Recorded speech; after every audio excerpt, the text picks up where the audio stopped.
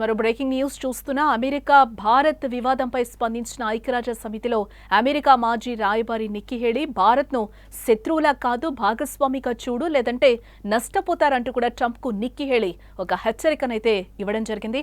భారత్పై ఆంక్షలు విధించడం సరికాదు అంటూ కూడా హేలీ చెప్తున్నారు. సుంకాల విషయంలో అమెరికా భారతదేశం మధ్య పెరుగుతున్న వివాదంపై ఐక్యరాజ్య సమితిలో అమెరికా మాజీ రాయబారి నిక్కీ హేలీ తీవ్రంగా స్పందించారని చెప్పుకోవచ్చు. భారతదేశాన్ని శత్రువుగా కాకుండా ఒక ముఖ్యమైన ప్రజాస్వామ్య భాగస్వామిగా పరిగణించాలని ఆమె అమెరికా అధ్యక్షుడు డొనాల్డ్ ట్రంప్ ను కోరడం జరిగింది. 25 ఏళ్ల సంబంధాల బలం బలహీనపడితే అది పెద్ద తప్పవుతుందని కూడా హేలీ చెప్తున్నారు.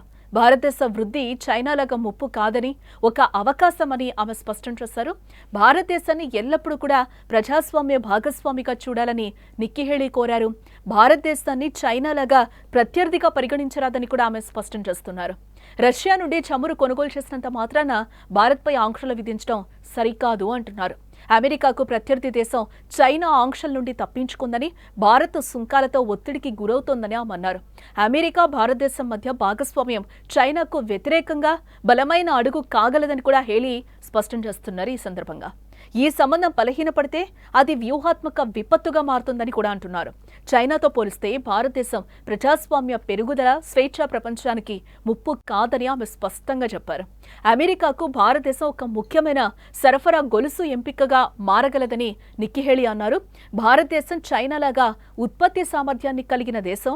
వస్త్రాలు, చౌకైన మొబైల్స్, సోలార్ ప్యానెల్స్ వంటి దేశీయంగా వెంటనే తయారు చేయడం సాధ్యం కాదని, అమెరికా ప్రజల అవసరాలను ఎలా తీర్చగలదని నిక్కీ హేలీ ఈ సందర్భంగా ట్రంప్ను ఒక రకంగా ప్రశ్నించారని కూడా మనం చెప్పుకోవచ్చు.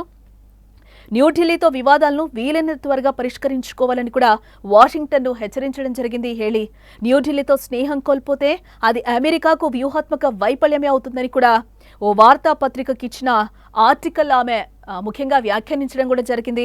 భారత్ అమెరికా సంబంధాలు విచ్ఛిన్న దశలో ఉన్నాయని కూడా అంటున్నారు. న్యూఢిల్లీని స్వేచ్ఛాయుత భాగస్వామిగా పరిగణించాలని అన్నారు. చైనాలాగా ప్రత్యర్థిగా చూడకూడదని అంటున్నారు. రష్యా నుంచి బీజింగ్కు పెద్ద ఎత్తున చమురు కొనుగోలు చేస్తున్నప్పటికీ దానిపై ఆంక్షలు విధించకపోవడాన్ని ఆమె తప్పుబట్టారు. ఆసియాలో చైనా ఆధిపత్యాన్ని తగ్గించాలన్న లక్ష్యంతో అమెరికా ఉంటే వెంటనే భారత్కు చేరువ కావాలని సూచించారు. లేదంటే అది యుఎస్కు వ్యూహాత్మకమైన వైఫల్యమే అవుతుందని కూడా ఆమె ఈ సందర్భంగా హెచ్చరిస్తున్నారు. భారత్ అభివృద్ధి చెందుతున్న ఆర్థిక వ్యవస్థ అంటూ కూడా ఆమె ఈ సందర్భంగా గుర్తు చేశారు.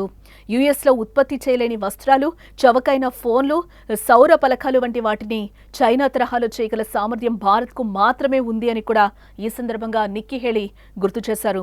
రక్షణ రంగంలో ఇజ్రాయెల్ వంటి అమెరికా మిత్రదేశాలతో న్యూఢిల్లీ తన సైనిక సంబంధాలు పెంచుకుంటుందని అన్నారు. మధ్యప్రాచ్యంలో దానికి ఆదరణ పెరిగిందని కూడా అంటున్నారు.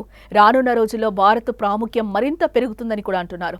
2023లో ప్రపంచంలోనే అత్యధిక జనాభా కలిగిన దేశంగా చైనాను అధిగమించిందన్నారు. భారత్ డెడ్ ఎకానమీ అంటూ అమెరికా అధ్యక్షుడు ట్రంప్ చేసిన వ్యాఖ్యలు నిక్కీ తప్పుపట్టారు. ప్రపంచంలోని అత్యంత వేగంగా అభివృద్ధి చెందుతున్న ఆర్థిక వ్యవస్థల్లో భారత్ ఒకటని కూడా ఆమె వ్యాఖ్యానించారు. న్యూఢిల్లీ సామర్థ్యం పెరిగే కొద్దీ ప్రపంచంపై ఆధిపత్యం సాధించాలని చైనా ఆశయాలు కుచించుకుపోతాయని కూడా అంటున్నారు.